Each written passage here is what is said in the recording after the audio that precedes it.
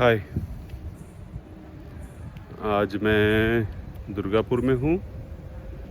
सुबह पटना से चले थे करीब 10 सवा 10 बजे वंदे भारत से अपनी वाइफ के साथ। यहाँ एक मेरा भाई रहता है, स्टेट बैंक में जॉब करता है, वहीं उसी के यहाँ आए मिलने के लिए।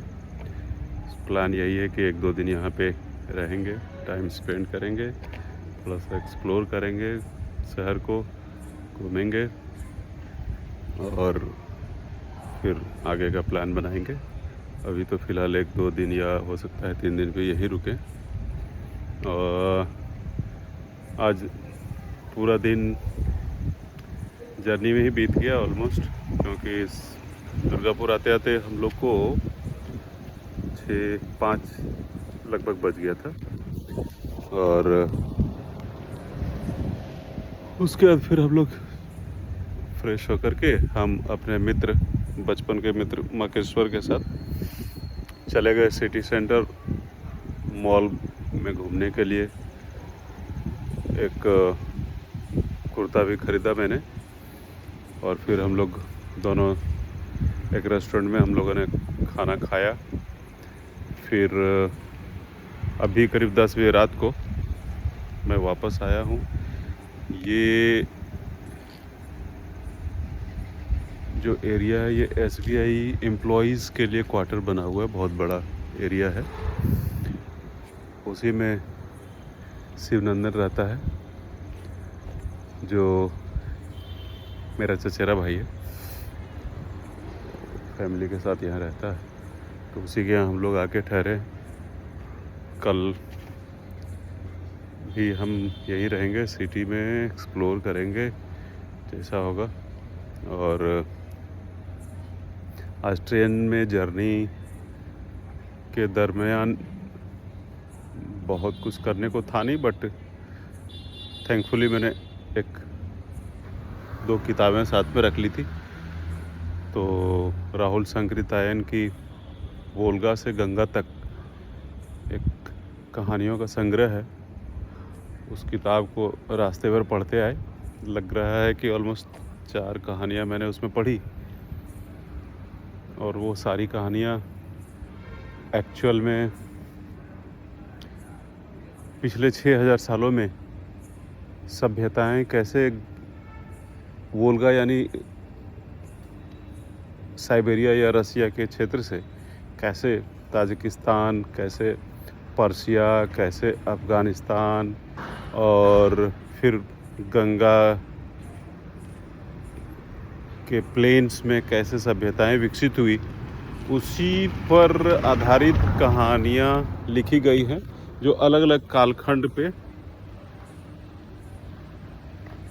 बनाई गई है। जैसे एक कहानी, शुरू वाली कहानी जो थी वो 6000 ईसा पूर्व के पीरियड की कहानी थी। उसके बाद फिर जो ऑलमोस्ट वोल्गा नदी के तट पे, या फिर बोलें रसिया, मिडिल रसिया के आसपास की क्या सभ्यता रही होगी, उसी पे एक कहानी बुनी गई है।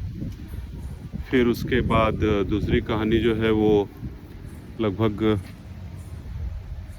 ताजिकिस्तान, मंगोलिया, ये सब एरिया के बीच 4000 ईसा पूर्व किस तरह की सभ्यता रही होगी। फिर पर्शिया में किस तरह की सभ्यता है, उस पर एक कहानी बुनी गई है। फिर हड़प्पा मोहनजोदाड़ो में ईसा पूर्व 1500-2000 साल पहले कैसी सभ्यता पनपी होगी, और उस पर एक कहानी बुनी गई है। अभी तक मैंने वहाँ पढ़ा है। इस किताब में करीब करीब 16वीं शताब्दी तक के इतिहास पर बनी कहानियाँ हैं, और पढ़ने में ठीक लग रहा है। एक समझ में आ रहा है, कहानी से ज़्यादा इम्पोर्टेंट बात यह है कि ये समझ में आ रहा है कि इसमें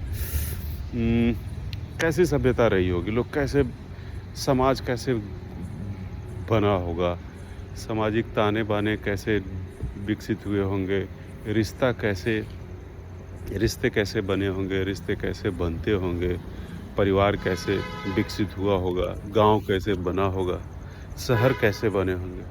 तो ये इसी पे कहानियाँ बुनी गई है जो अच्छा लगता है।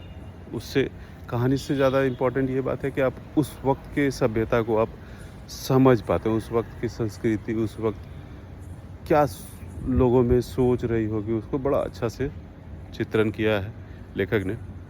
तो वही सब कहानियाँ पढ़ते हुए आ गए दुर्गापुर, और शाम 6 बजे से लेकर अभी 10 बजे रात तक बस घूम ही रहे थे, और अच्छा लगा। एक माहौल में बदलाव आया, लगातार एक ही जगह पटना में रह रहे थे, और थोड़ा सा उबाऊ हो गया था, मोनोटोनस हो गया था। तो लगा कि भाई चलो थोड़ा सा घूमा जाए, बाहर शहर से निकला जाए, माहौल बदला जाए। तो अच्छा लगा। बाकी कल देखते हैं क्या करेंगे, इसके बारे में भी अपडेट भेजूँगा। Okay, bye.